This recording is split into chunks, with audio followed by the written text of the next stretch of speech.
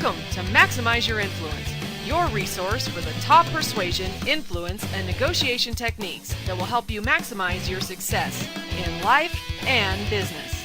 And now, here are your hosts, Kurt Mortensen and Steve Olson.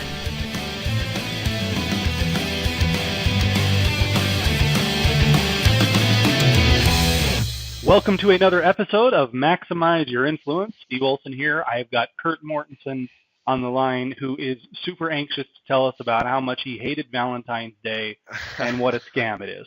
I wouldn't go that far, but welcome, everybody. Welcome to the podcast. Come on, I'm poking at you here to complain about Valentine's Day, and you're not taking the bait. No, I got my points. I played the game. I got the flowers and the chocolate and the meal, and I did what I was supposed to do and got the points. I don't know about you. Did you have a good Valentine's? I really don't like that holiday, and I'm lucky because my wife doesn't like it either. We went to a movie and to In-N-Out Burger, and we were both perfectly happy with it. Well, that'll work. But then you got to be careful. If they say it's not important, you don't have to give me a gift. Sometimes that means something else. But I guess you've known her long enough to where, hey, In-N-Out and a good movie and some popcorn, you're good to go. Yeah, I've been observing. I mean, we've got the new baby, so the babysitter thing for Valentine's is quite complicated. But, it's been a few days. I haven't felt any ramifications. I don't think it was a trap. I think I literally got away with it. Well, that's good. Not everybody did. I've talked to a few people that did not get away with it because they didn't want to play the game. Can't play the game. It's a Hallmark holiday. It's all made up. But sometimes in life, you got to play the game because if that's what other people expect, you got to play the game. Yeah, you do. It's frustrating, that's for sure. But it is. It's just easier sometimes to just play. Just get it over with, do it, put a smile on your face. Goes back to the old law of expectations. So you have to figure out that expectation. A lot of people don't even realize that frustration, when people are frustrated, it comes from unmet expectations, whether they're spoken or unspoken, whether you know them or not, it doesn't matter. When you have unmet expectations, that triggers frustration, which can quickly trigger anger. And people don't even realize what that is because they never taken a human emotion class, which they should have to understand, okay, this is what anger means. This is what frustration means. This is what resentment means. And one of these days we need to have a whole podcast on how to persuade with the different human emotions. We certainly should do that. That would be very useful. Always in play. Always in play. That's what we're talking about, guys. The lady tells you, no, you don't have to do anything for Valentine's Day. If you're wise, you know that that is not true. Something has to be done. Yeah, whether it's a negotiation, whether it's what you expect when you go into a doctor's office and it's painted black and you prefer white, whether you expect to get flowers or chocolate. Expectation's a powerful thing that we've talked about. Some people put their foot down, I'm not going to play the game. Again, if that expectation's there, you have to play the game. It's part of persuasion and influence. Yeah, you're going to get torched if you don't play. Play nice, everybody. Don't take your ball and go home. Come on, keep the rules. What are you thinking? Yeah, exactly. Well, you had a pretty interesting article that you wanted to talk about today, and I know that when I divulge the title of these articles, people do scratch their heads going, what are we going to talk about? And today we're going to talk about ceiling height, the height of the ceiling in your office or your retail space or wherever it is, because apparently it matters and we have to play the game. So what do you got for us there? Well, we've always known, we've done a lot of seminars and we've talked to a lot of people in seminars, and we know that the way you arrange the seats changes influence, the entrance, the hallway, all these things come into play. And we've always known that ceiling height comes into play. And I found an article the other day that actually supported this. This was in the Journal of Consumer Research by Dr. Joan Myers-Levy.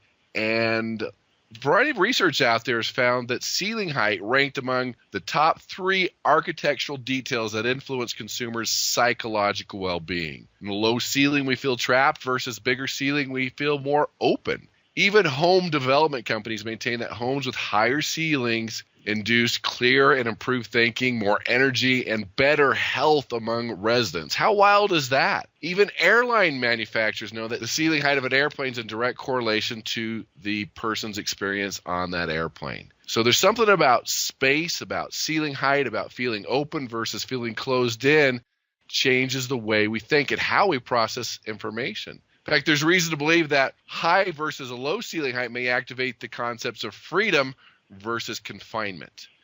And there's just something about that. All these things come into play, which is our big message that the majority of persuasion influence comes from a subconscious trigger. You might walk into a building and the low ceilings or the colors might make you feel awkward or uncomfortable or confined, and that hurts the ability of someone to persuade and influence. That's so true. At my house, we have big vaulted ceilings on the main floor. We have a basement, and the ceilings are 10 feet tall, even finished. And the basement's nothing special. It's a basement, right? You know, we've got a TV and some rooms, and that's kind of what's going on in the basement. But whenever people that haven't been to our house come over and they go down to the basement, they almost universally talk about, wow, I just love your basement. It is the best. But if you were to put a stat sheet down of what my basement has versus the average basement, it's not like I've got a pool table and an indoor swimming pool and all kinds of stuff going on. There's nothing really logically special about it. They always say the ceilings and just feel so open, and I think it really is triggering that positive psychological reaction that you're talking about. And that's huge for basements. If you could have those 10-foot ceilings, a lot of light coming in, a walkout door, all those things increase that ability for people to feel comfortable and like it. In fact, one study shows that low ceilings may encourage quieter, more restricted play, while higher ceilings, those that are above 8 feet, foster more active, free play. And there's just something about that, and about the heights and the angles. And so we have to look at the expectations. We have to look at ceiling height of all things. Isn't that amazing? Ceiling height affects your ability to persuade and influence. So for those that are looking for a home or doing seminars or talking to people, there's something about that higher ceiling that makes a huge difference in getting people to be more open and more comfortable and to think bigger than those lower ceilings. Yeah. Now, if you're trying to irritate somebody, drop the ceilings to about 5 feet, have your negotiation. They'll feel tense and awkward the whole time. And if that's your goal, hey, go for the low ceilings. That's right. That's right. And most people listening to this probably don't really have much control over that, especially if you're in a big city, you work downtown. You know, what are you going to do about it? You know, the boss says, here's where our lease is, here's where you're working. That's what you got to deal with. But if you own your own business, next time your lease is up or something like that, you really ought to look for something that's got those taller ceilings, because it's just indisputable scientific evidence that if it's tall, you're going to create more freedom. And that's certainly how you want your people to feel when they come in to do business with you. I agree. And there's a few options. If you know that it's a bad, dark, low ceiling room, maybe you want to meet someplace else. Maybe you want to meet for lunch. Maybe you want to go for a walk. Maybe do the negotiation someplace else, at least get the relationship going. So if you know that you have a bad spot, it might be advantageous to meet at a neutral location or their location where it's more open and it's more conducive for a negotiation. Yeah. You and I learned this the hard way. I don't know if you remembered, but we went and did a seminar once, and this was in Las Vegas. It was a new hotel that we tried, and these things were, they had to be 9-foot tall ceilings, which for a hotel ballroom is pretty bad, right? I remember going in there, and that whole seminar was just kind of a bust. It felt tense the whole time. It felt crammed. And we learned after that there was another hotel in Vegas where we do these things, and the ceilings in this place were probably 30 feet high. Right, they were just gigantic, and it just felt like so much better of an atmosphere to do events there. Wasn't that the place that had that dark, long hallway, and the lighting was very poor, and everything was going against us on that one, just because we weren't to the point where we really understood the importance of lighting and ceiling height? Well, it's a whole science, too. Booking a hotel remotely when you're going to put on some kind of a sales event, you've got to persuade people, because these event planners at these hotels, I mean, they're clueless to that. Right? To them, it's how many chairs you want and what are your dates. And that's all they think about. But for you, as the person putting on the event, you've got to think about the first impressions of the people getting to the room, what it's set up like, how the reception area is, the tables, of your registration, and the feel. And you don't have any control over that. So I learned that I was asking them all these questions, these event planners, and I had to just train them on how I needed my seminar to go, and send me pictures of the hallway. I want to see what it looks like, because wow, it really logistically throws things off, but more importantly psychologically when you're off to a bad start. And that's what Kurt is talking about, everybody, is if you're going to meet somebody for the first time, you've got to put on that first impression, and the physical space that you work within isn't very conducive to a good first impression. You got to move the location of that first meeting to whatever extent you can. then once you have a relationship, people are going to be more forgiving if the physical space isn't as ideal down the road. That's absolutely correct. And again, they don't get it. When you ask them, well, are there pillars in the room? And how high is the ceiling? And can we have music? And well, let's look at the arrangement of the chairs. And how many chairs do you need? They just want to fill up the room. And they really don't understand those psychological triggers that happen all around us. Yeah, exactly. They're not trained for it. Hey, they booked the room. They made their money. They don't care. If you get up there and it's a bust, it doesn't matter to them. That's true. Except for the fact that I will not be back again is where it matters. Yeah, we're going to start naming names of these hotels that you should never go to. Yes, exactly. I'll name a good one. You know what I really loved was the Westin there in Las Vegas, just off of the Strip on Flamingo. Remember that one? It's close enough to the Strip to where people can walk there if they want to, but then you're keeping that distraction away to keep people there to learn.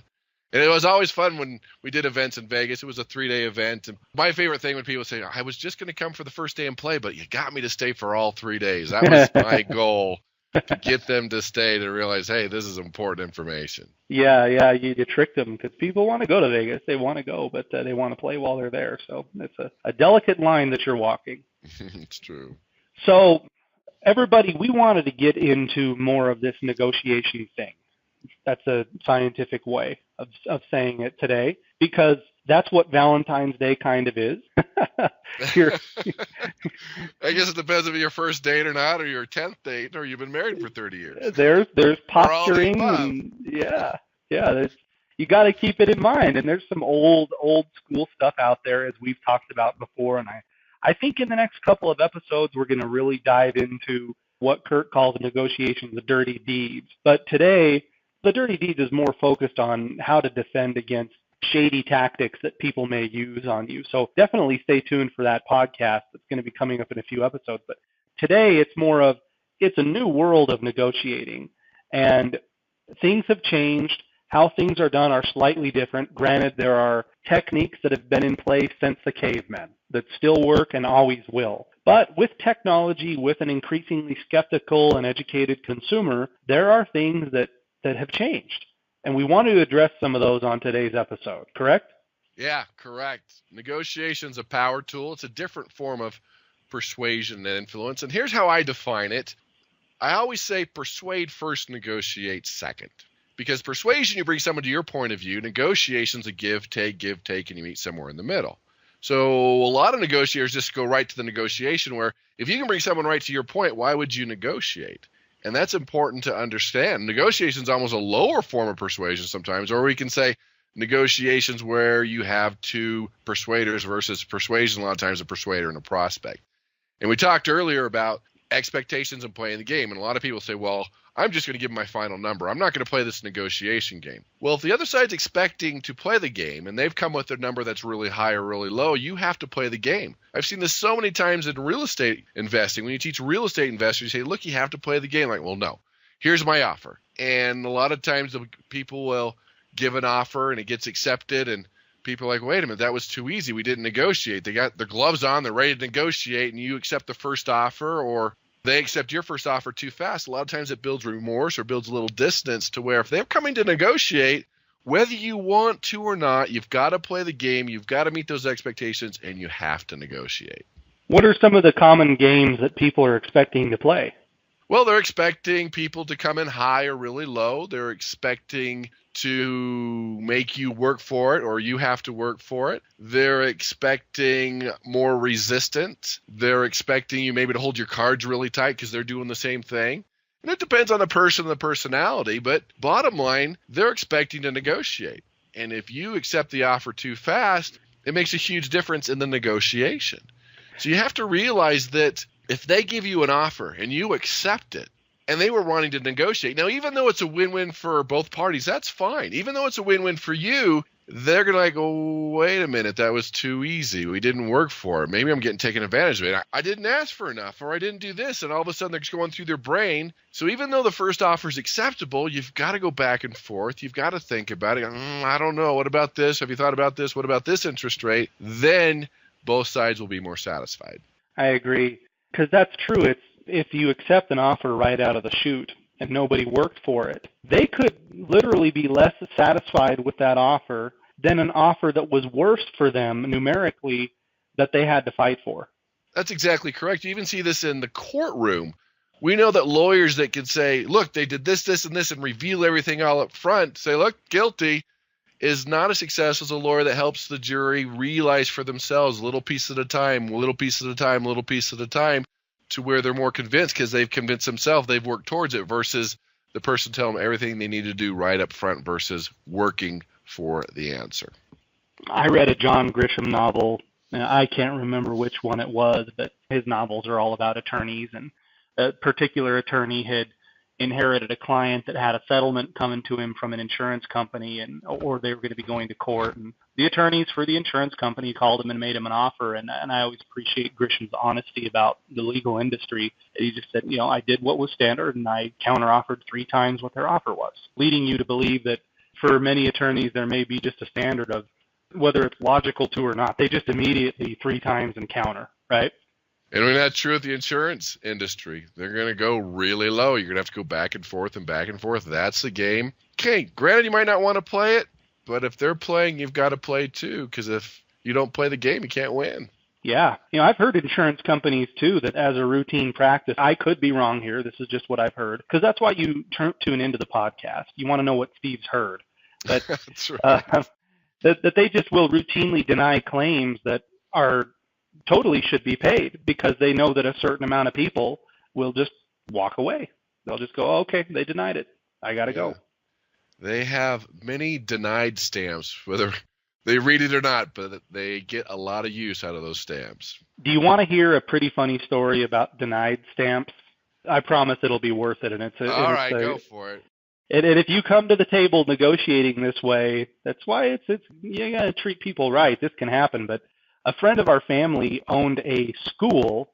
Well, it's not necessarily a school. It's a program where people could send their kids, and these kids, maybe they've got drug problems or big-time attitude problems. It's typically for really wealthy families that don't want to put up with their problem children anymore. There's no other way to say it. And so a lot of these times, these schools were in the desert in the southwestern United States where it was really hot and stuff. So kids would be discouraged from just walking out and leaving. So as you can imagine, they had to carry a lot of insurance. You've got a bunch of kids on site, some with some drug problems and things. It's going to be a heavily insured operation. Well, apparently one day something happened where they had to file a claim with their insurance company, and I don't know what it was, but our friend of the family, we'll call him Bob, was under the impression that this was a relatively routine insurance claim. Fill out the paperwork, send it in, get the money. There's no debate that this is covered. So they do it, and they get a couple weeks later a response back with a stamp on it that says denied in red letters. And he's going, well, this is ridiculous. So he has his receptionist or his assistant or whoever resubmit the claim. Hey, send that in again. That must be a mistake. So they do it. They send it back, and it comes back a few weeks later. Hey, denied. You're not getting your claim here.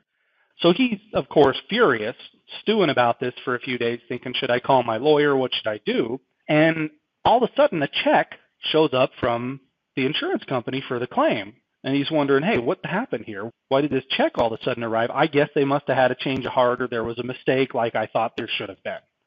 So they deposit the check. Well, a few days after that, another letter arrives that says, hey, on claim 10574, we inadvertently submitted payment that claim should have been denied.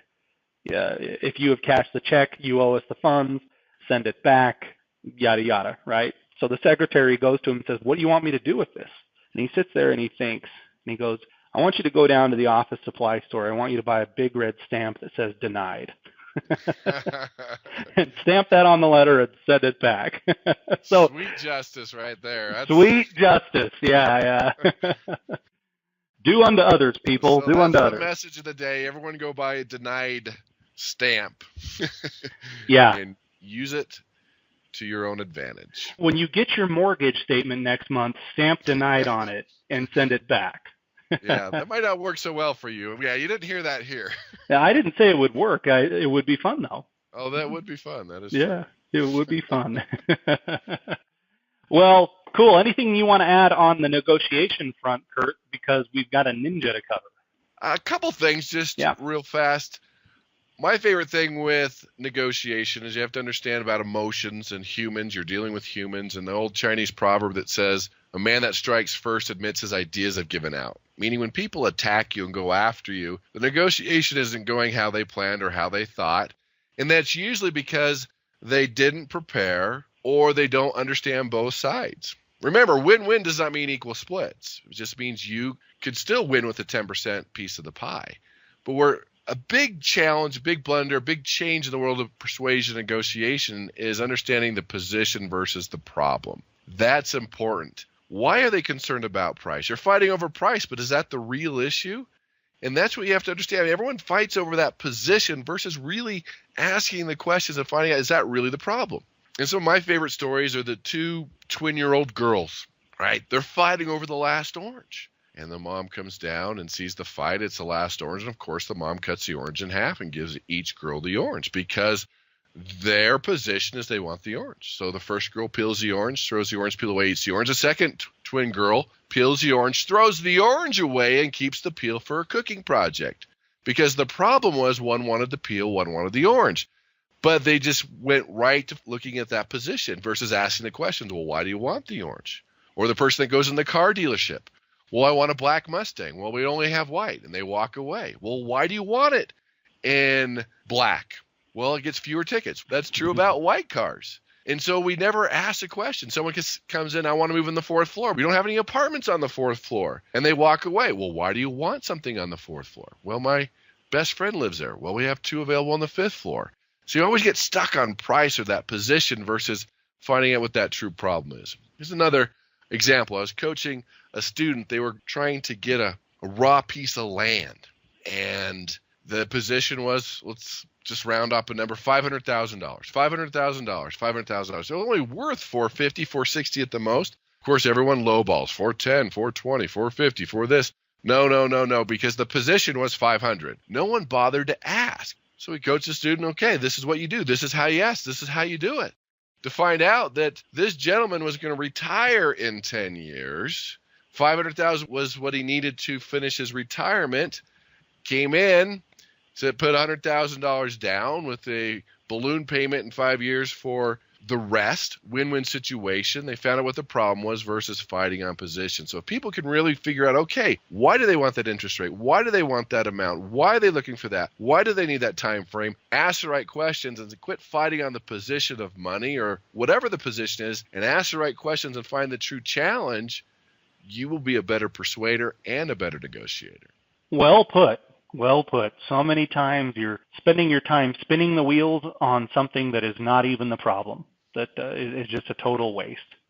Or you're assuming it's a problem, and it might not be. Yeah, good point. It might not even be. It is a problem in your mind, but maybe not in theirs. If you can ask the right questions and get to the heart of it, then it's much easier to negotiate. Yeah, how often is our own assumption the biggest hurdle in the negotiation? I can't tell you how many times I've gone into a negotiation just really nervous about, oh, they're not going to like this or they're not going to like that. And I just confronted it, and it wasn't even an issue. Sailed right past it. It's amazing. It is, and that's why it's so important to be more aware of them, read their body language, be prepared, have different options, maybe even realize they might have a better idea than you do versus coming in and treating it like a game and you're going to win. And that's when you get to that downward spiral. Fair enough. Well, good points, Kurt. Thanks for covering that. Let's move on to our ninja. Cue the ninja sound. There it is. Our ninja this week. And when I say his name, you will either know him and curse his name, or you will wonder, who is this guy talking about? Our ninja this week is a Mr. Dong Nguyen from Hanoi, Vietnam.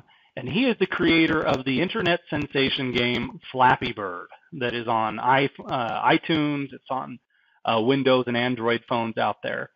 And it is almost quite literally taken over the world. Okay.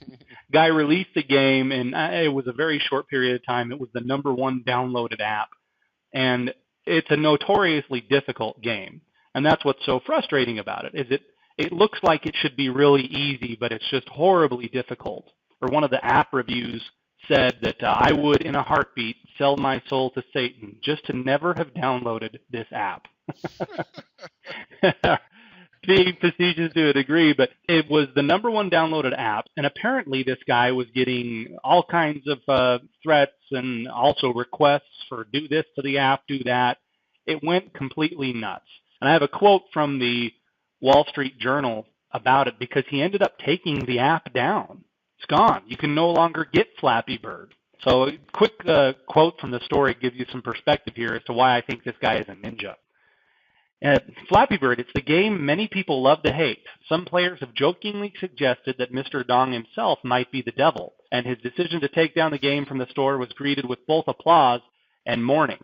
In a bizarre tribute, some players listed their iPhones for sale on an internet auction site eBay, noting they were preloaded with Flappy Bird. One was listed for $134,000, although others are more modestly priced, with Flappy Bird mentioned as an additional inducement to potential buyers. Some gaming industry observers were stunned that Mr. Dong would voluntarily kill off a game that at its peak was bringing $50,000 a day in advertising revenue. Speculation in recent days has been rife that removing the game was a publicity stunt to drum up interest in future games he is working on. So, whether this guy is an accidental ninja or he's doing this on purpose, and he is, as many reviewers say, as Satan. Okay, he has generated untold publicity for himself by taking down this game. He's untold interest in his other apps. It is a textbook example of scarcity on a mass level. Any thoughts, Kurt? Well, yeah, you got a couple issues there. You got the scarcity, the urgency. People want it more. People didn't care before, and now all of a sudden it's scarce. You had the social validation where it was the number one download and people were wanting it, people were playing it. Whether he's Satan or not, you'll have to decide on that one. And then the free press and the free PR that he's getting to whether it's going to promote the Flappy Birds 2 that's less satanic or the other apps that he has. But either way, I'm pretty sure he did that on purpose. I doubt he had a conscience like, oh, this is hurting people. I'm sure he thought it through, mapped it out, and he's got some game plan to really use this publicity, this scarcity, this urgency, this social validation to really take his business to the next level and, of course, becoming the persuasion ninja. It's amazing. Yeah, he said he took down the game because it's quote-unquote too addictive. And I don't know that any listeners wouldn't mind having a bunch of prospects that are too addicted to your product. Yeah. Let's see if Marlboro ever does that. Yeah, we're taking it down. It's too addictive. Yeah. I don't think that's gonna happen, but anyway. That's the 13th law of persuasion. Make your product addictive.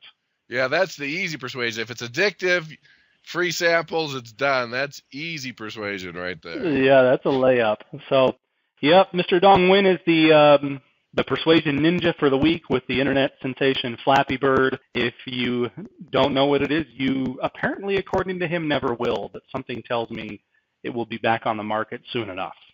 Yeah, something will happen. Yeah, something's gotta. So great. Anything else you want to add to today's episode before we wrap it up, Kurt?